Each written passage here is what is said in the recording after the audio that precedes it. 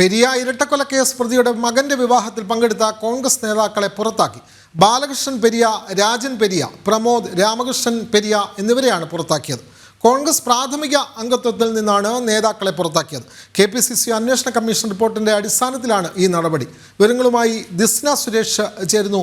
ദിസ്ന, എന്തായാലും കോൺഗ്രസ് ഇക്കാര്യത്തിൽ ഒരു നടപടി സ്വീകരിച്ചിരിക്കുകയാണ്. പ്രത്യേകിച്ചും പെരിയ ഇരട്ടക്കൊലക്കേസിലെ പ്രതിയുടെ മകന്റെ വിവാഹത്തിൽ പങ്കെടുത്തു എന്നുള്ള കുറ്റത്തിനാണ് ഇപ്പോൾ കോൺഗ്രസ് നടപടി സ്വീകരിച്ചിരിക്കുന്നത്. കൂടുതൽ വിവരങ്ങൾ.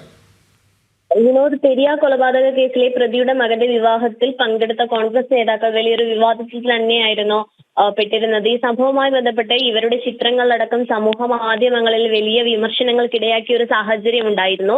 ഈ സാഹചര്യത്തിന്റെ അടിസ്ഥാനത്തിലാണ് KPCC നിയോഗിച്ച അന്വേഷണ കമ്മീഷൻ ഇത്തരത്തിൽ KPCC ഒരു അന്വേഷണ കമ്മീഷനെ നിയമിക്കുകയും ഇതുമായി ബന്ധപ്പെട്ട് റിപ്പോർട്ട് സമർപ്പിക്കുവാൻ ആവശ്യപ്പെടുകയും ചെയ്തത്. ഈ റിപ്പോർട്ടിന്റെ അടിസ്ഥാനത്തിലാണ് ഇപ്പോൾ KPCC നേതാക്കൾക്കെതിരെ നടപടിയുമായി KPCC രംഗത്തെത്തിയിരിക്കുന്നത്.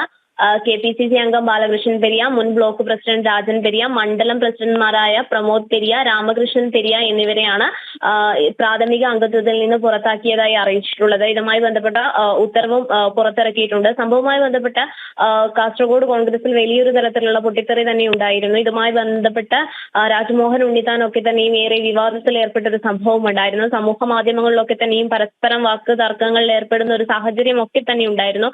എന്തായാലും KPCC നിയോഗിച്ച അന്വേഷണ കമ്മീഷന്റെ ശുപാർശയെ തുടർന്നാണ് ഇപ്പോൾ ഇവരെ പ്രാഥമിക അംഗത്വത്തിൽ നിന്നും പുറത്താക്കിയിരിക്കുന്നത്. വിനോദ്, തീർച്ചയായും പെരിയ കേസിലെ പ്രതിയുടെ മകന്റെ വിവാഹത്തിൽ പങ്കെടുത്ത കോൺഗ്രസ് നേതാക്കളെയാണ് KPCC അന്വേഷണ കമ്മീഷന്റെ റിപ്പോർട്ടിന്റെ അടിസ്ഥാനത്തിൽ പുറത്താക്കിയത്. വിവരങ്ങൾ നൽകുകയായിരുന്നു ദിസ്ന സുരേഷ്.